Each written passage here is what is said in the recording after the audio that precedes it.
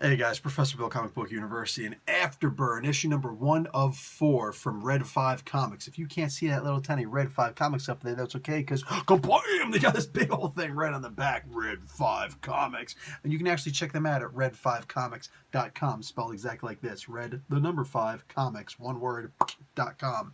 Anyway, let's get talking about who made this book, and then we'll talk about the issue itself. All right, this is called Crossfire, this particular issue. The creator and script is done by Scott Chitwood. The art is by, I think that says Rod Thornton.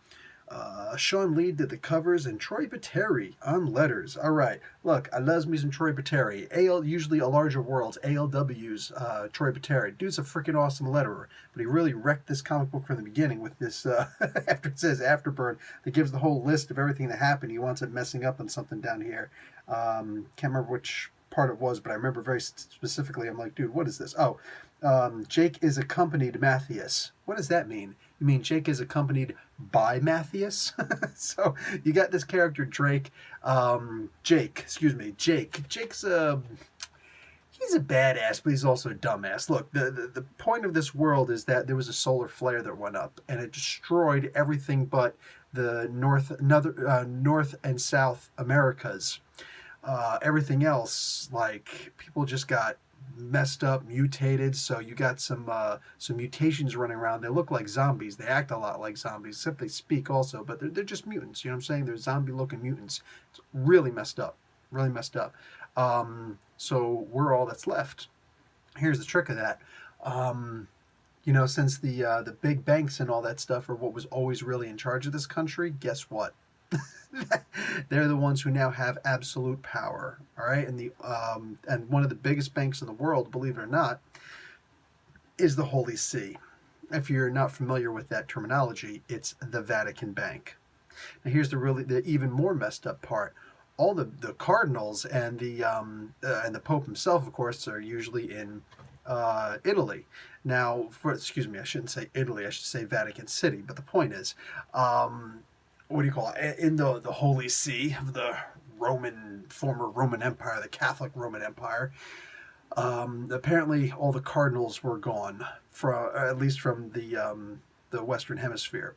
I remember when New York City used to have a cardinal there, and then he left and wanted getting replaced with a regular old bishop, you know. And I don't even know if there are any archbishops over in the Western Hemisphere right now. But either way, yeah, that actually makes a lot of sense. So now all these different bishops are vying for power because faith is just as important as ever. Nothing's really changed over on, you know, this side of the world. It's on that side of the world where everything's drastically changed. But these bishops are now vying for power. They're trying to see who can get the votes for the Pope. So what's the best way that they can do this? Right back to the olden days of trying to find holy relics. Yeah, that's really badass. I love that idea. So now there's basically like a national treasure, 4 issues of this book, where this guy Jake, who's got his own problems, and you got to read the book in order to understand more about who Jake is and what he's dealing with right now. He's going around with his team of Matthias and Andrea to try and gather a bunch of items, and they're in a almost like an Easter egg hunt. The problem is that the cost, unintentional, is death. That's not what the papacy is trying to do. That's not what the church is trying to do. That's what the competition is trying to do.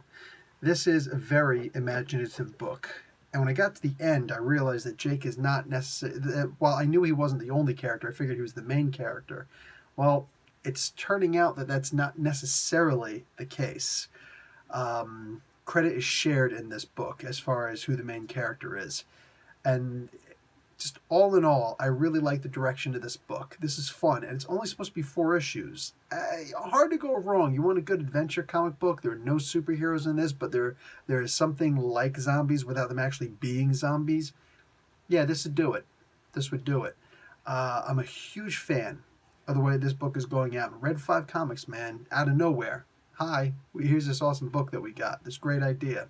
And I agree. It definitely is. So go ahead and give them a look. I think you'll enjoy it. Professor Bill, Comic Book University. Class dismissed.